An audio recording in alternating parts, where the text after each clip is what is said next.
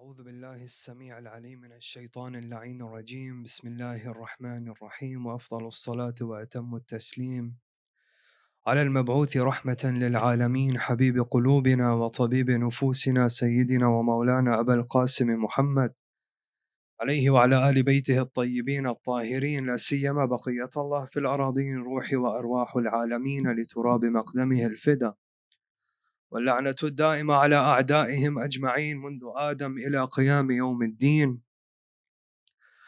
السلام عليك يا أبا عبد الله، وعلى الأرواح التي حلت بفنائك. عليك مني سلام الله أبدا ما بقيت وبقي الليل والنهار، ولا جعلها الله آخر العهد مني لزيارتكم. السلام على الحسين وعلى علي بن الحسين وعلى أولاد الحسين وعلى أصحاب الحسين. السلام عليكم جميعا ورحمة الله وبركاته. قال تعالى في القرآن الكريم بعد أعوذ بالله من الشيطان الرجيم: بسم الله الرحمن الرحيم. وأشرقت الأرض بنور ربها ووضع الكتاب وجيء بالنبيين والشهداء وقضي بينهم بالحق وهم لا يظلمون.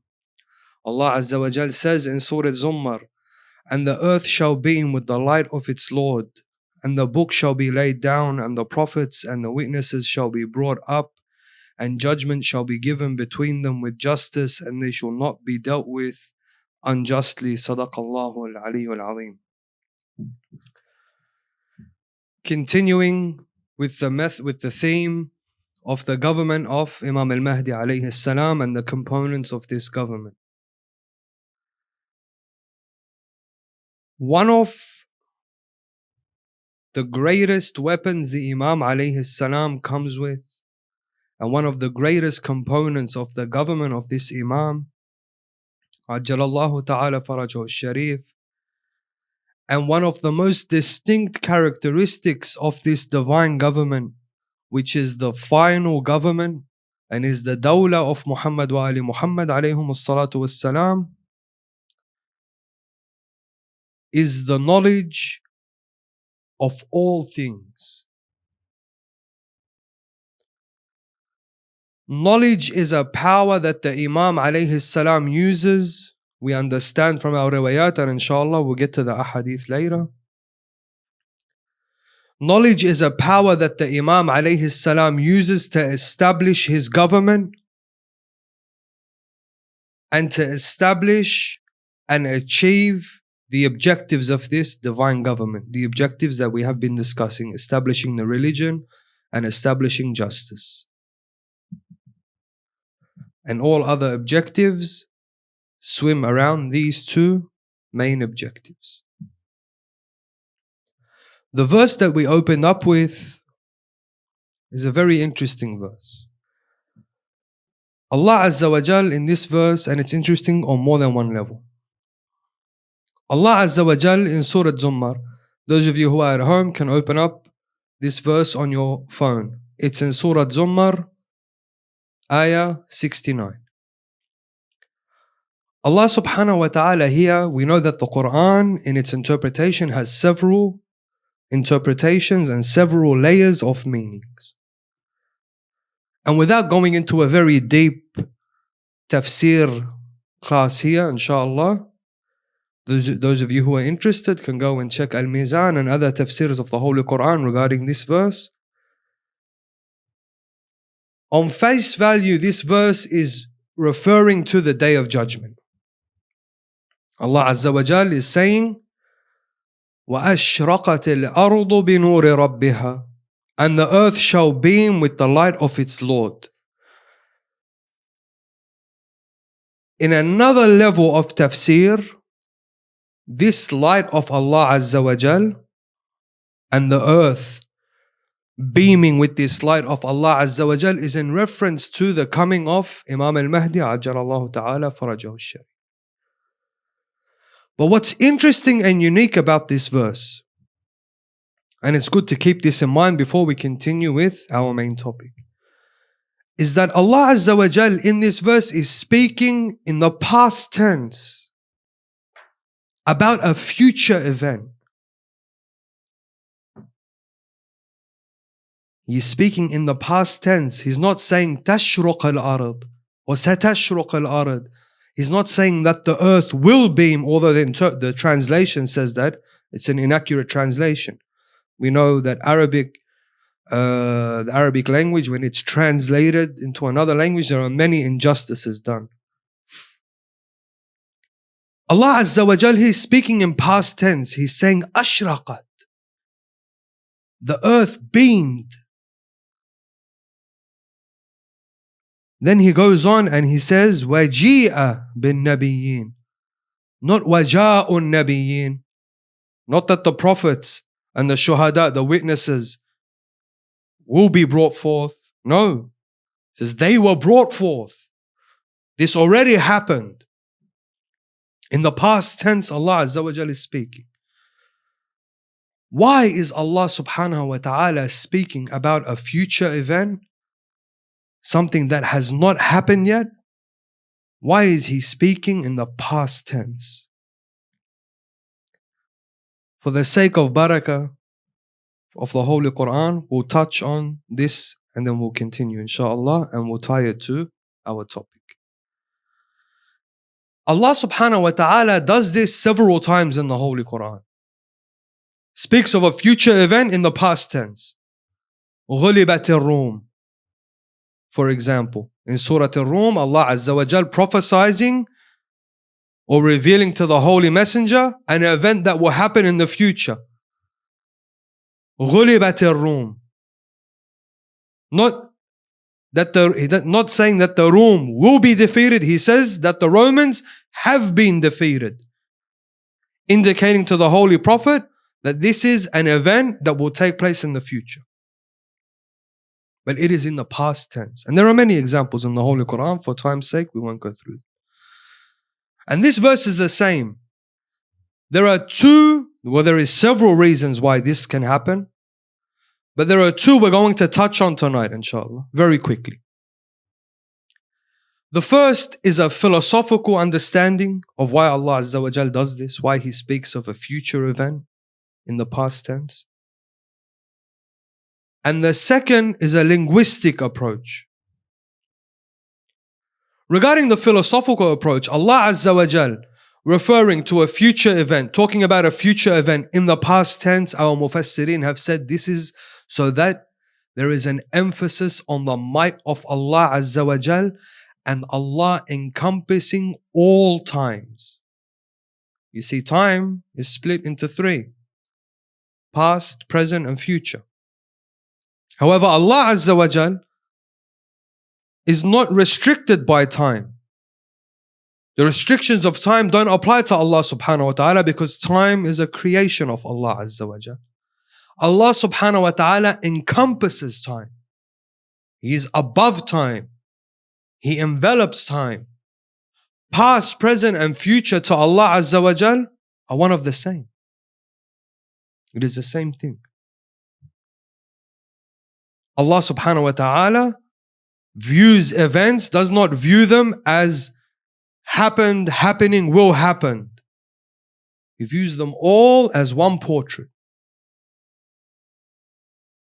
So from a philosophical perspective, some of the mufassirin have come and said this is to emphasize Allah Azza wa Jal's might and grandeur and that He is above time. So we refer to a future event in the past tense. The second, the linguistic approach. And this is one of the miracles of the Holy Quran. The Quran holds linguistic miracles. Several. Because at the time of the revelation of the Holy Quran, the Arabs were known for their fluency in the Arabic language. Balagha, fasaha. They were known for this, the Arabs. And the Quran until today, there is no scripture, no book, no poetry, nothing which has superseded the Quran in this aspect.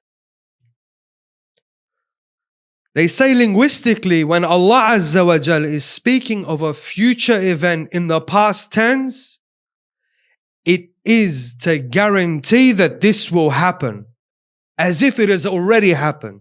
Yani Allah Azza wa Jal is giving you a promise. This promise is as true as if it has already happened. This will definitely happen. The light of Allah Azza wa Jal will beam on this earth and shine on every atom and every grain of sand on this earth will be engulfed by the light of Allah Azza wa Jal towards the end of days. And the brightest light of Allah Azza wa Jal that will walk this earth is the light of Imam al-Mahdi Ajjalallahu Ta'ala Farajahu al-Sharif. As the Imams alayhim salam stated that the light of Imam al-Mahdi alayhi salam, which is the light of Allah Azza wa Jal. Last night discussing with some brothers, referring or saying that what is the problem with some people that they get a little bit sensitive when we attribute names to the Imams alayhim salam related to Allah Azza wa Jal. When we refer to Imam al-Mahdi alayhi salam as Nurullah, the light of Allah Azza wa Jal. Some people are like, this is an exaggeration. The Nur of Allah is one thing. Or Wajhullah, as the Ziyarah refers to him, the face of Allah Azza wa Jal. Obviously, this is not a literal face that we're talking about. And the Ziyarah is clear, الَّذِي مِنْهُ يُؤْتَى. This is the face of Allah. Through him, we come to Allah. This is what the face of Allah is supposed to mean. The Nur of Allah, the light of Allah, meaning the glory and the might and the mercy and the divine characteristics of Allah Azza wa Jal will spread on this earth through Imam al-Mahdi alayhi salam. There's no problem with this. If Allah Azza wa Jal refers to a camel in the Holy Quran as his camel, Naqat Salih, Naqat Allah, it's referred to in the Holy Quran. This is not good. It's good enough for a camel, but not good enough for Imam al-Mahdi alayhi salam. So this light of Allah that encompasses the earth, the light of Imam al-Mahdi Ajjalallahu Ta'ala Farajahu al-Sharif that encompasses the earth. Why the term light was used? Why Nur? Because Nur, light, whether we are speaking literally or metaphorically, takes you out of darkness into that which is visible. All things become visible. So metaphorically speaking, light is used to represent wisdom and knowledge. Al-ilmu nur. Knowledge is nur, as the hadith says. It is a nur that Allah Azza wa Jal places in the heart of the believers. So some of our mufassirin have gone on to say this light that Allah Azza wa Jal is referring to is the ilm, the knowledge of Allah Azza wa Jal, which is carried in the vessel of Imam al-Zaman alayhi salam, and it will encompass the entire earth.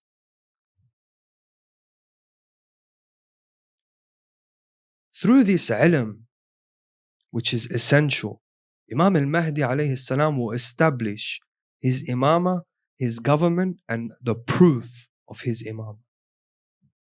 You see, knowledge, brothers and sisters, is essential in any society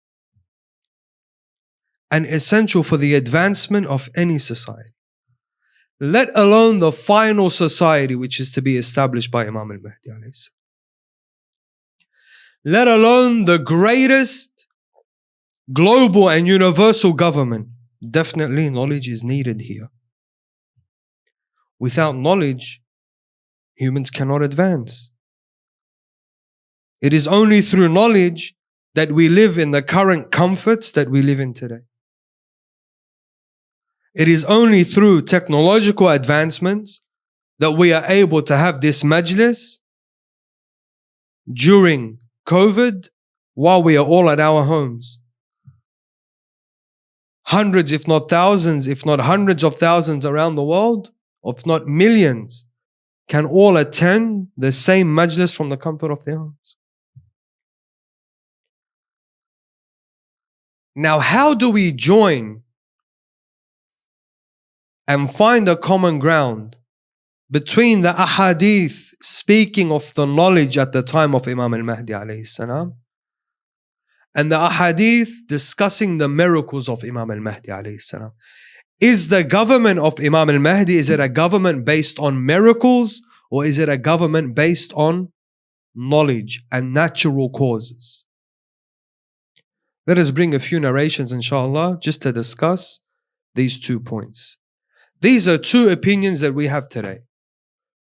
The first opinion, like we said, is that the government of Imam al-Mahdi alayhi salam is based on and will rule the world with natural causes, cause and effect.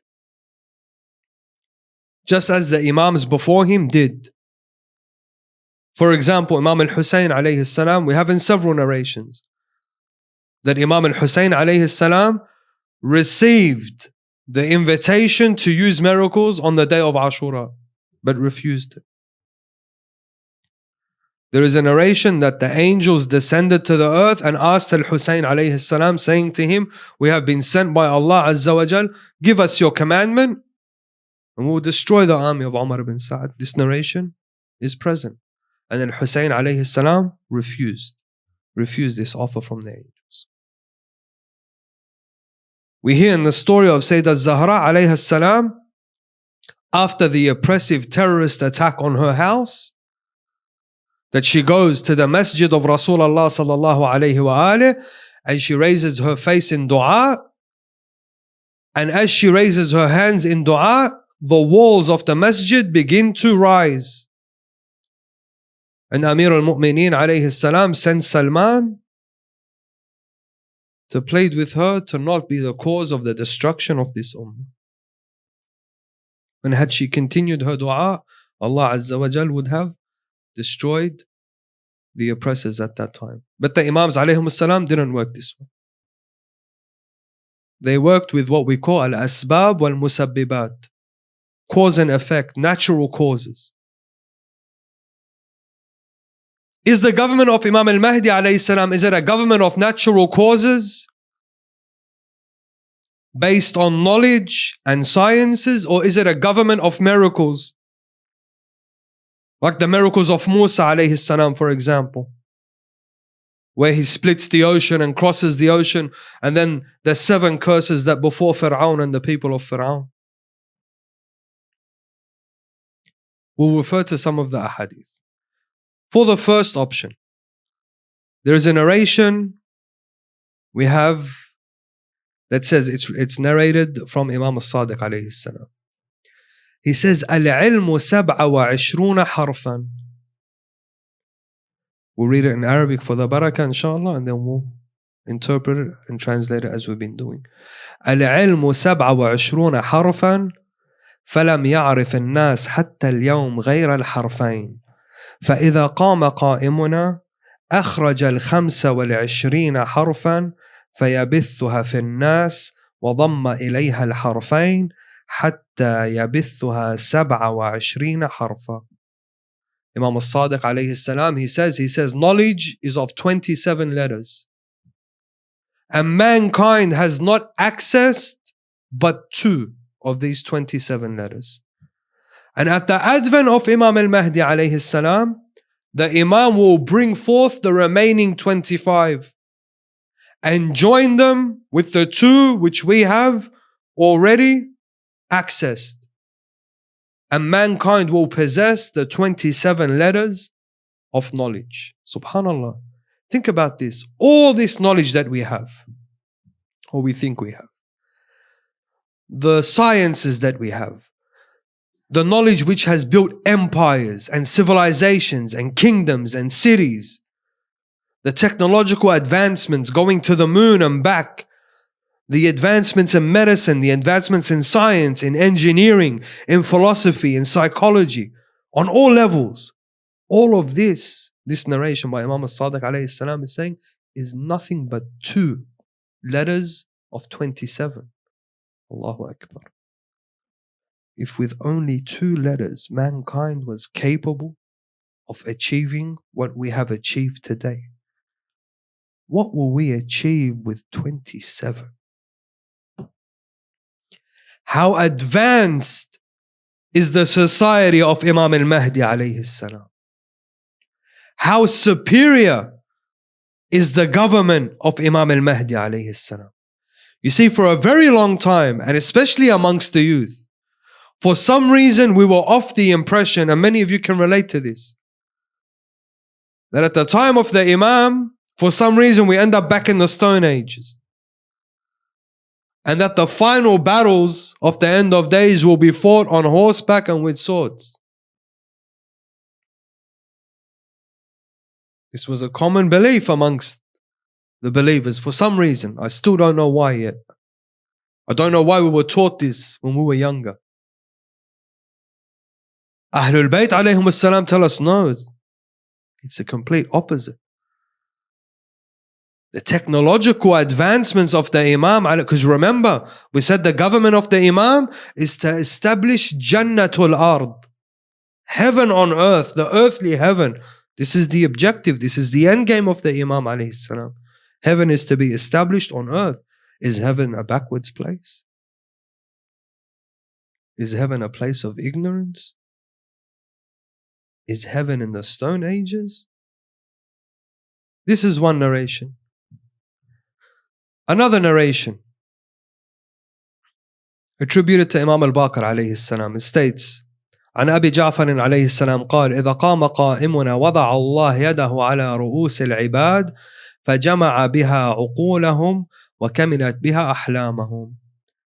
That in the advent of Imam al-Mahdi alayhi salam, Allah Azza wa Jal will place the hand of the Imam on the heads of the servants, and their intellect will become complete.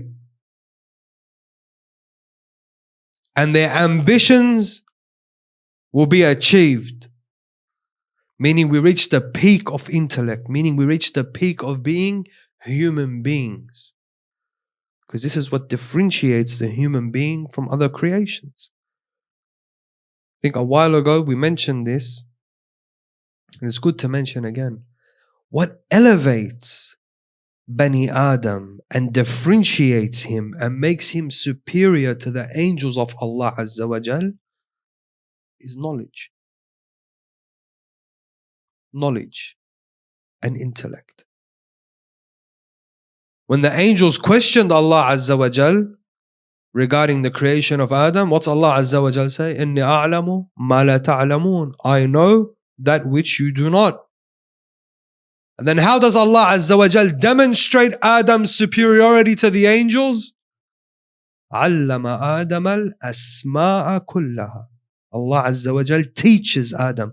He gives him this knowledge of the names of all things, or the names of Ahlul Bayt, whatever the interpretation you want to take is. This is not our discussion. But it is through the knowledge of Adam alayhi salam that the angels testify to Adam's superiority. Through the ilm of Adam alayhi salam. So knowledge in Islam is a great weapon. It holds great importance. So much so, the ahadith on knowledge are in their thousands. In their thousands. Encouraging the believers to seek knowledge. Encouraging them to strive towards knowledge. The famous narration by the Holy Messenger sallallahu alaihi wasallam, seek knowledge even if it were in China, the Prophet is saying. Emphasizing that one must struggle, and in order to develop himself and develop his society and better the ummah and establish the government of the Imam alayhi salam, ilm is important. In another narration,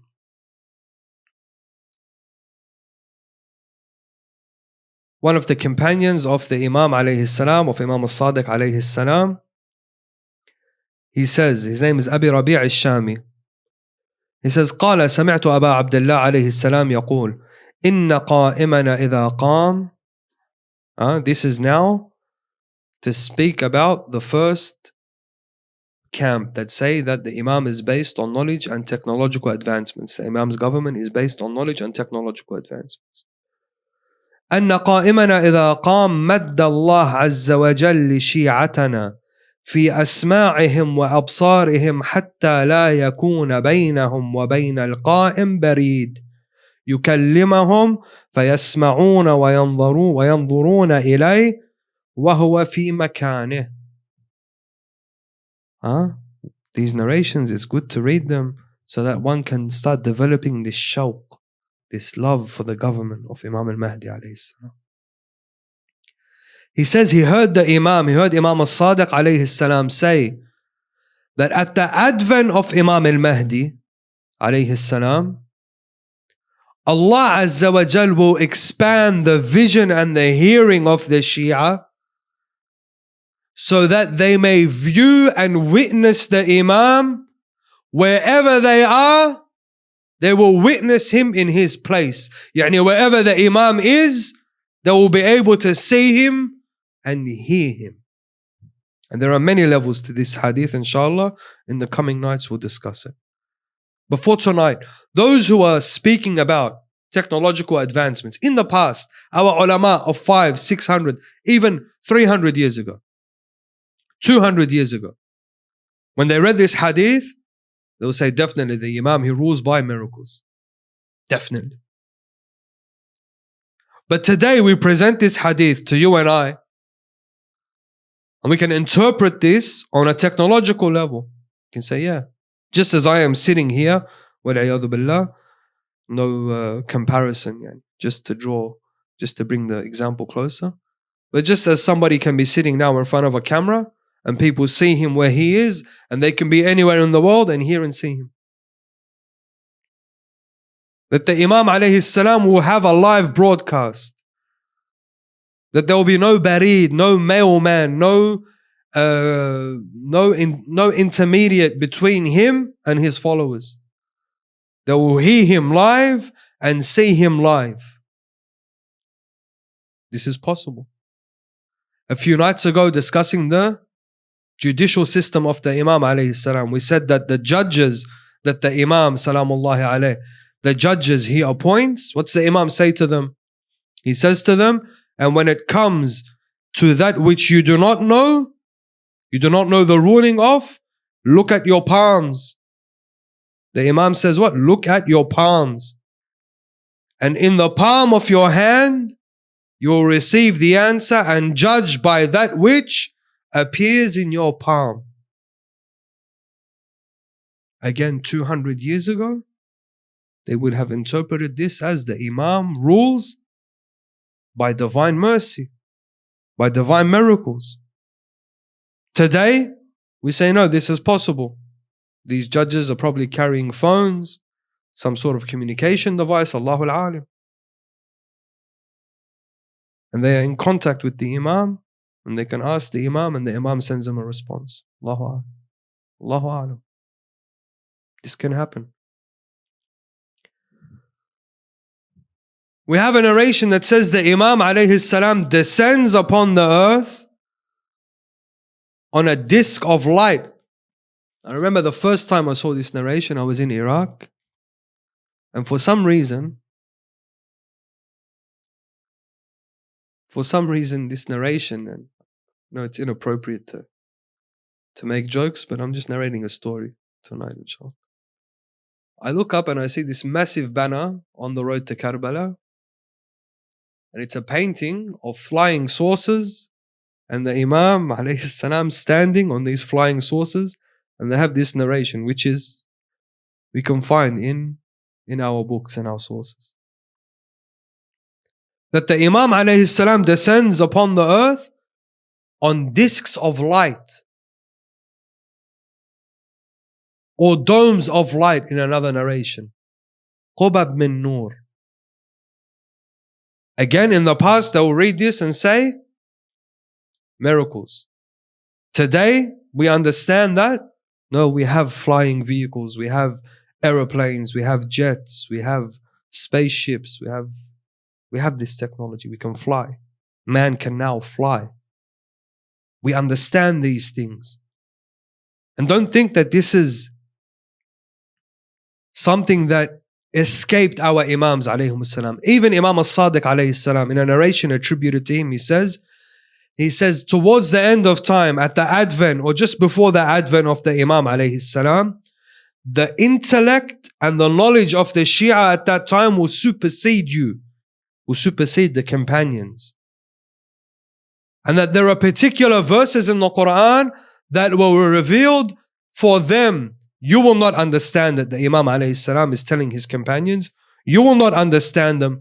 But those that come at the end of time, before the advent of Imam al-Mahdi alayhi salam, they will understand these verses.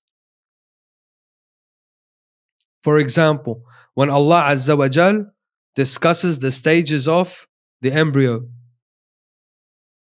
in the womb of a woman, it starts off from the sperm and continues until the fetus is formed in detail in every stage. This verse wouldn't have had as much weight at the time that it was revealed to the Arabs of Hijaz. Arab man sitting in Mecca at that time read this verse, says, how am I supposed to know? Muhammad sallallahu alayhi wa alihi said, this is what happens, this is what happens. True? Today, because of our scientific advancement, we are capable and we have confirmed that this is one of the miracles of the Holy Quran. 1400 years ago, Rasulullah sallallahu alayhi wa alihi knew that which our scientists did not know from about 50, 60 years ago. So the narration of Imam As-Sadiq alayhi salam, speaking about the advanced minds towards the end of time, we are already seeing it. And the verses of the Quran that have been revealed for you and I, those before us could not understand them. Okay, so here we understand the technological advancements. The team or the side that says the Imam will rule by technological advancements, he will rule by the sciences, by natural causes, by cause and effect. This is the first camp. In the second camp, we have narrations, and I'll be very honest, I had to take many of them out. Many of them out because some of them might not sit well with people. But I'll bring one or two for now. One narration, and I think it's attributed to Imam al-Baqir alayhi salam or Imam al-Sadiq salamullah alayhi, and kulluhum nur wahid, and they are all one nur. That at the time of Imam al-Mahdi, ajalallahu ta'ala farajahu al-sharif, the believer will command from a bird flying over him. He will command for it to come to the palm of his hand. He will slaughter this bird and eat it without breaking its bones, the narration says. And then after eating it, he will look at the bones and command that this bird, this is a normal believer, not the Imam, will command that these bones collect one another and that the bird be brought back to life. Is this a miracle or not? Now there will be other madhahib now that will come and say, well, you're exaggerating the capabilities of your Imam. Save me from this, please. Leave us from this argument. Because your books are filled with exaggerations. You claim the Dajjal can raise the dead, huh? The Dajjal, the Antichrist, la'anahullah. You claim Dajjal can raise the dead. And a mu'min cannot. By the will of Allah Azza wa Jal, the mu'min can do anything. In a narration attributed to Rasulullah sallallahu alayhi wa alihi, sunnatan wa shi'a, both of us agree on this. That the believer, the true believer, if he commands for a mountain to come to him, the mountain will come. This is not a miracle. No. This is the true capability of a believer, which has been veiled and covered due to his ignorance, unfortunately, and sin.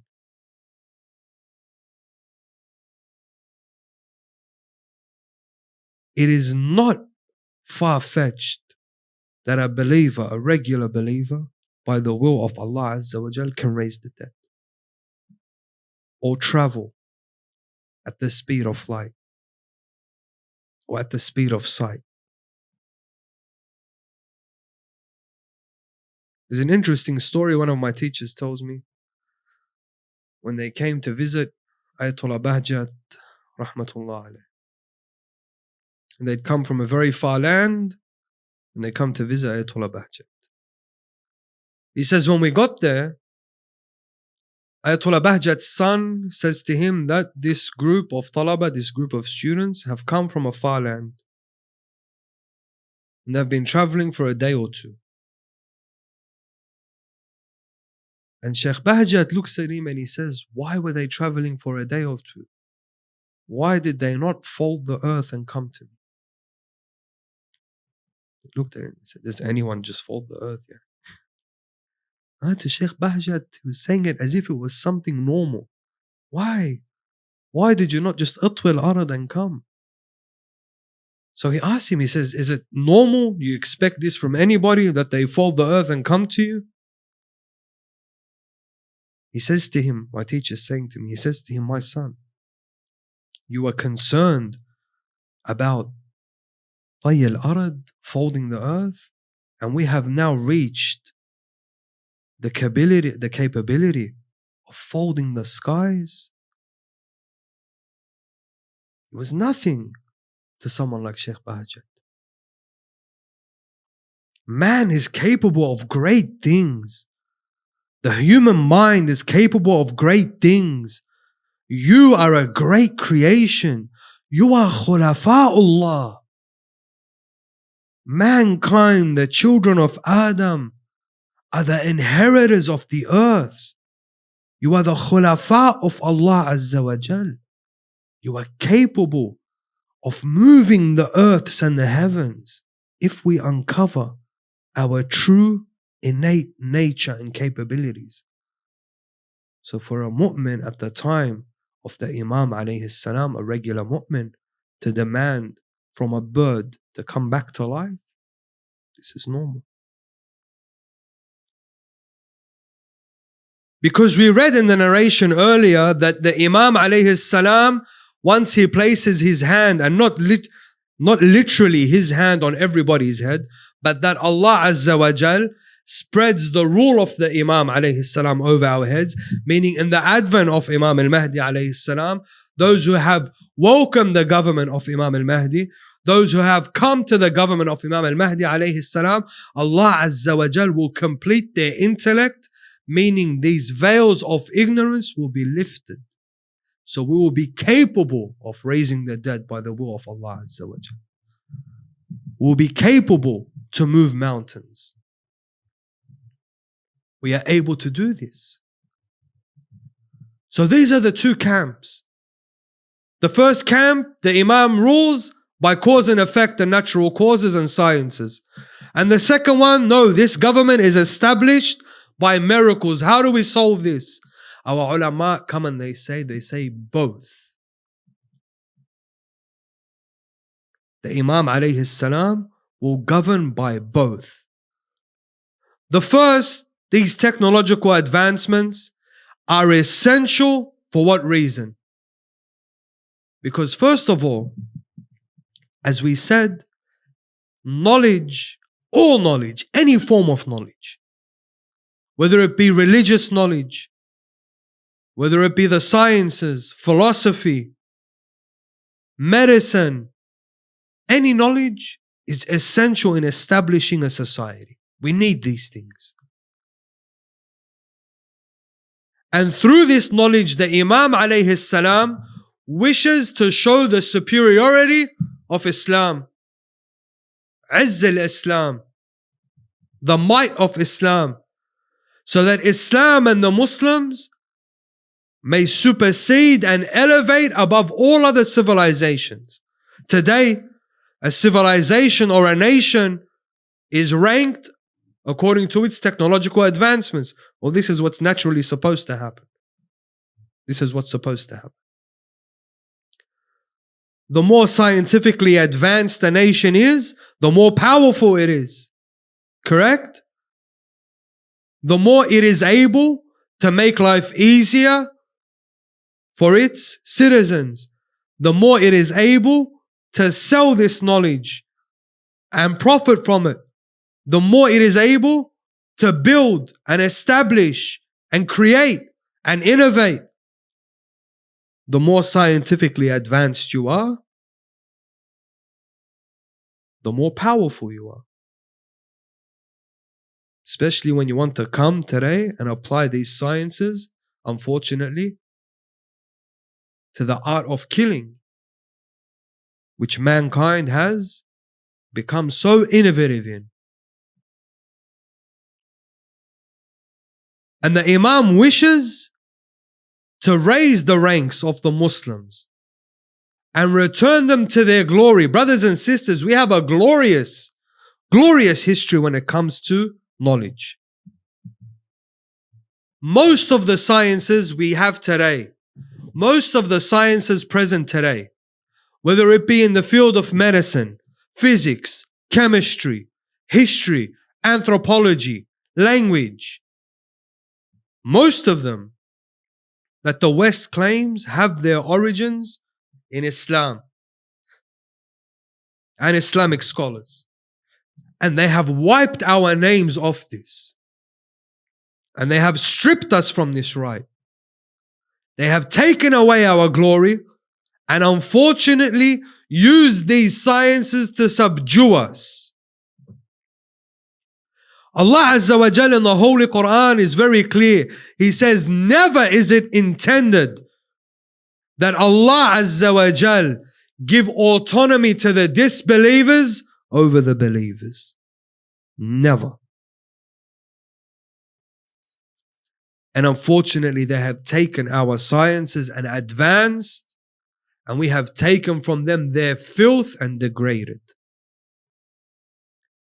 Their technological advancements, instead of us taking them and building on it as an ummah, what did we do? We got involved and deeply indulged in their luxuries, in their media. Until today, the Islamic world has not established itself properly in the world of media as an ummah. To the world today, a reliable media source is never Al-Manar or Al-Kawthar or some Iranian channel. Never.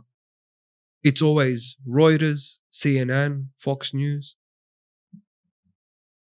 Do we not have the capability? Do we not have the money? Do we not have the resources? Of course we do. But we are busy. Some of the richest nations in the world are Muslim nations. Look at Saudi Arabia, for example. One of the richest countries in the world. The petrodollars, instead of using them to educate their people and benefit Islam and benefit the Muslims, where do you see this Saudi money? In the casinos and brothels of Las Vegas, Casablanca, Dubai, in the pubs and the nightclubs. This is where this money is being spent. And then the time that they decided to apply their scientific and technological advancements, where did they apply it? In the killing and the slaughter of the children of Yemen. Allahu Akbar. Even scientifically, these people are corrupt. Even knowledge they have corrupted. Our ummah is a great ummah. خَيْرَ أُمَّةٍ أُخْرِجَتْ لِلنَّاسِ. The best of nations which has emerged amongst the nations is this ummah. Is this khair? Is this the best of the ummah? Is this the best of nations? Imam al-Mahdi alayhi salam establishes these sciences and extracts these knowledge, because this knowledge belongs in its essence to the believers. As Rasulullah sallallahu alayhi wa alihi says, he says, wisdom is the lost stray of the believer. Wherever you find it, regain it. Wherever you find it, regain it. We forget sometimes, or it slips our mind, that the Imam is here to establish a nation, a global nation.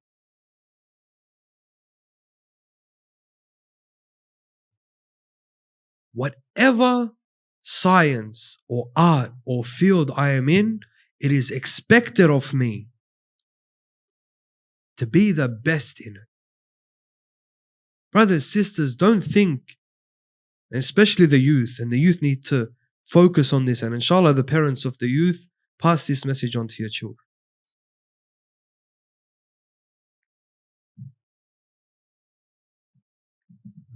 Whatever field we take, whatever profession we are in, the Imam alayhi salam is in need of this. The government of the Imam is in need of this. We said the Imam is coming to establish a civilization. So the Imam needs all sciences. He needs engineers and doctors and teachers. The same way he needs philosophers and physicists and builders and painters and artists and concreters and drivers and pilots. All components of society. So whatever field I am in, let me be the best at it, with the intention that I am here to serve, and I want to, inshallah, serve the nation of Imam al-Mahdi alayhi salam. Can you imagine we raised our children with this mind frame? I went to school, and my parents were always on my back. You go to school and go to university, go to school and go to university. I'll be frank, I wasn't motivated. I did not find that motivation. Why? Why do I need to become a doctor or a lawyer or an engineer or a physicist or anything for that matter? I just get a job, I'll make some money, and that's it. I'll just live my day-to-day life. I wasn't really interested. Nobody sold me the idea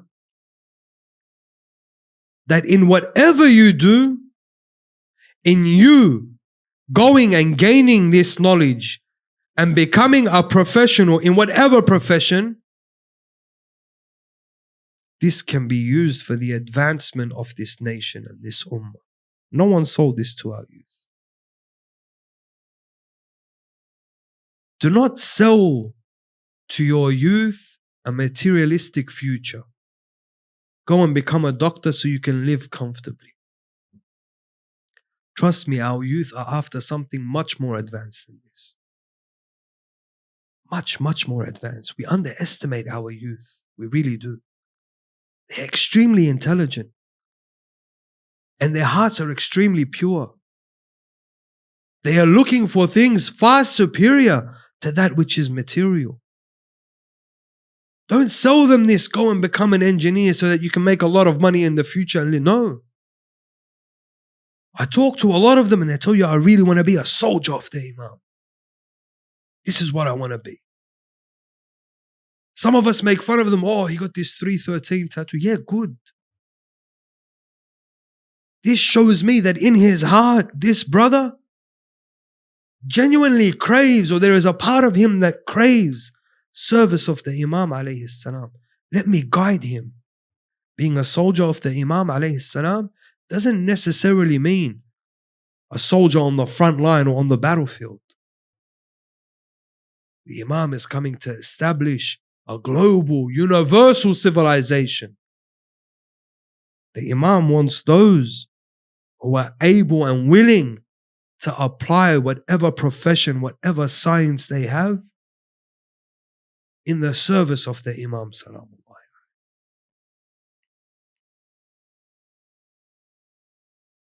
The narrations about the advancements at the time of the Imam are many. And I recommend brothers and sisters to look them up. More than the ones that I just read. That the believer will have the capability to travel the earth at the speed of his sight. Yani, as far as he can see, he will travel. The normal believers. About the strength the normal believer will have. The strength of several men. About the eradication of illness. Many illnesses will disappear with the coming of Imam al-Mahdi alayhi salam.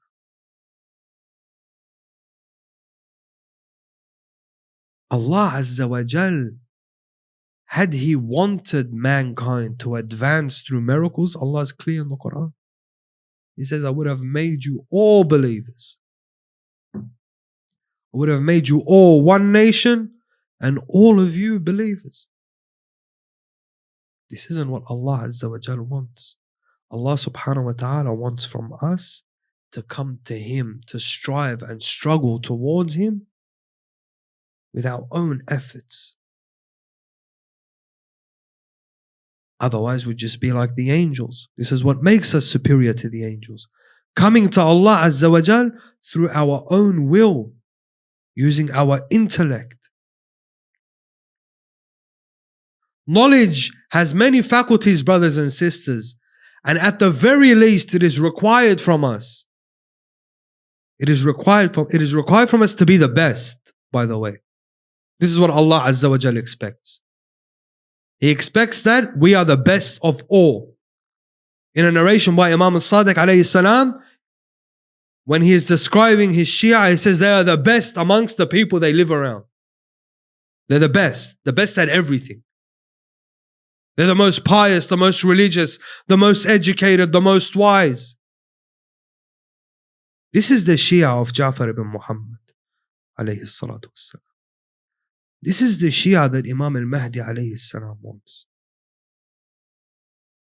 He wants the Shi'i that whatever he applies himself to, whatever field he is in, he applies himself to it 100%. With the intention that whatever I am doing it for the advancement of the government of the Imam alayhi salam. Allah commands us. Our enemies, brothers and sisters, our enemies are many. In the coming nights, we'll discuss the enemies of Imam al-Mahdi alayhi salam. The enemies of Imam al-Mahdi are many and they are present today. And the greatest enemy of Imam al-Zaman alayhi salam is ignorance. Ignorance, lack of knowledge. This was the greatest enemy of Ali ibn Abi Talib alayhi salam. The ignorance of the people. Do we really want the Imam to come to a foolish nation? A nation that lacks wisdom, that lacks foresight, that lacks intelligence, that lacks sciences. Brothers, sisters, if we are not in possession of these sciences today, do you think our enemies are going to sell it to us later on? Do you think they're going to give it to us? We need to rise above the need for anybody else. We need to establish ourselves as an independent, advanced entity that the rest of the world depends on. We mentioned that last night. Look at the disgrace this ummah is in because it is now dependent on the enemies of Allah Azza wa Jalla. Culturally, we are dependent. Economically, we are dependent on them. Scientifically, we are dependent on them. Militarily, we are dependent on them. The safety and security of the Muslim lands are dependent on them. Why? This is what we need to rise above. And we need to rise above it today, before the advent of the Imam alayhi salam. Do not think for 1 second that the Imam salamullahi alayhi comes, wipes his hand over the heads of the world and the believers, and all of a sudden we become ready. Boom, we technologically advance, we become believers, we become strong. No, this is not how Allah Azza wa Jal works. Otherwise, there would be no ghaibah. At the age of 6, the Imam alayhi salam could have wiped his hand on the heads of the believers. Would have been done with. We would have been living in heaven already. The Imam is awaiting just as we are awaiting. The equation in the Quran is clear. وَإِن تَنْصُرُ اللَّهِ يَنْصُرُكُمْ. It's not وَإِن تَدْعُوا اللَّهِ. This is not the case. Your dua is insufficient if you do not make action, if you do not take action. It is insufficient. How many times do we read when Allah Azza wa Jalla in the Holy Quran is referring to the believers? Who are the believers? الَّذِينَ آمَنُوا, just الَّذِينَ آمَنوا, finished, done. Is this what Allah wants? Is this who He's talking about? Those who believe. No. الَّذِينَ آمَنوا, more often than not, is accompanied by what? الَّذِينَ آمَنوا وَعَمِلُوا الصَّالِحَاتِ. Amal, action. They do righteousness. Not الَّذِينَ آمَنوا وَالصَّالِحُونَ. No. Not those who are good. Those who do action. Do good deeds.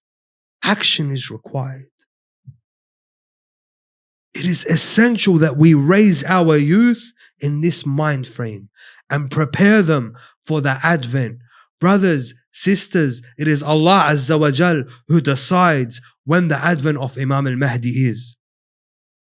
But you and I also have a role.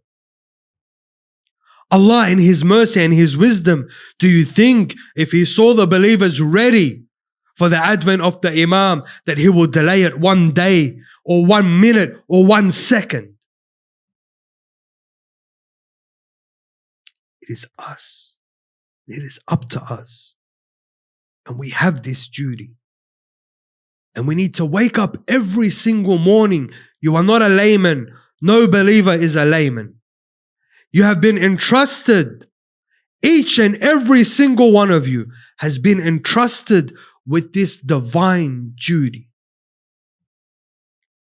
Your concern in the morning when you open your eyes must be, how can I bring forward the nation of the Imam today? What am I going to contribute today? We are on a mission, brothers and sisters. We have no time to waste. I said last night, the government of the Imam has no room for those who are weak, no room for cowards. The government of the Imam alayhi salam also has no room for those who are ignorant, and there is no room for those who are lazy. There is no room for stupidity in the government of the Imam. Foolishness and a foolish companion can damage you and hurt you. In the narration of Amir al-Mu'mineen alayhi salam, he advises his son Imam al-Hasan salamullah alayhi. What's he say? And do not accompany or befriend the fool. Why? Because he will think he is benefiting you, but he is in fact harming you. Imam al-Mahdi does not want fools. There were many fools around the time of Rasulullah sallallahu alayhi wa alayhi and the times of the Imams alayhim salam. And we saw what these fools did and the destruction that they created. It is fools that sent letters to Imam al-Hussein alayhi salam telling him, come to Kufa.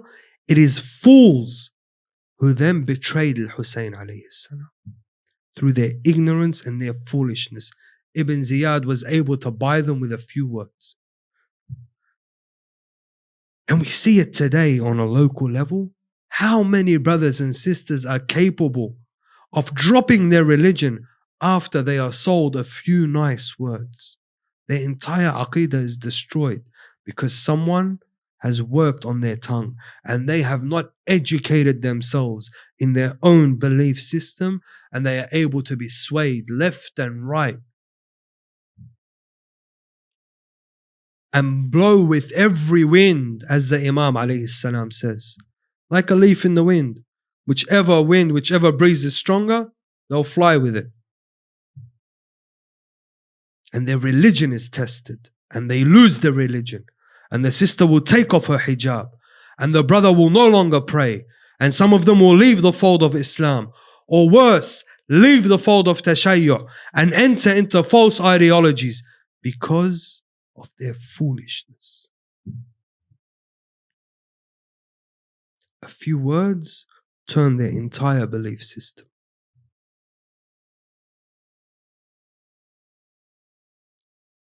The time of Imam al-Zaman alayhi salam is a time of great tests.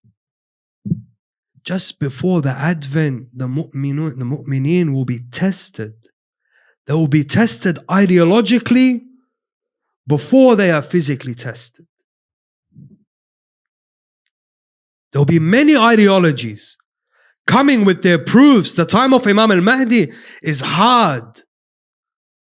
Imam al-Sadiq alayhi salam, he says the ignorance at the time of Imam al-Mahdi, at the beginning of his advent, is much worse than the ignorance of Jahiliyyah.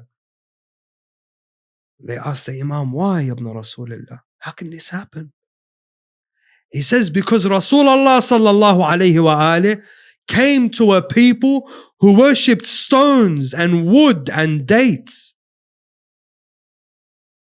And it was easier for Rasulullah sallallahu alayhi wa alayhi to bring them to Islam. He says, however, at the advent of the Imam alayhi salam, every ignorant group تأتيه بكتاب الله. They come to the Imam and they debate with him using the book of Allah Azza wa Jalla, claiming to understand the interpretations of the Quran, claiming they are more knowledgeable than the Imam alayhi salam. This form of ignorance is much more dangerous. So it is essential that we educate ourselves, at the very least in our religion. At the very least in our wajibat. This is a wajib. It is an obligation that you know your religious duties, that you know the ahkam of salat, of sawm, of hajj, of khums. It is your duty that you know this. It is unacceptable to be ignorant. I do not want to be a contributing factor to the ignorance at the time of Imam al-Mahdi alayhi salam. And I have a duty towards my children and my siblings and the youth of this community today to encourage them and bring them up in this mind frame. Establish yourselves in whatever science or whatever knowledge or whatever profession that can benefit mankind. Establish yourselves and apply yourselves so that you may be an active factor in establishing the government of Imam al-Mahdi. Ajjalallahu ta'ala farajahu al-sharif. Allahumma salli ala Muhammadin wa ali Muhammad wa ajjal farajahum wa la'ana aduwwahum. Allahumma ajjal li waliyyika al-faraj wal-afiyata wal-nasr. Waj'alna min a'wanihi wa ansarihi wa shi'atihi wa muhabbihi wal-mustashhadina bayna yadayhi. Allahumma salli ala Muhammadin wa ali Muhammad wa ajjal farajahum wa la'ana aduwwahum.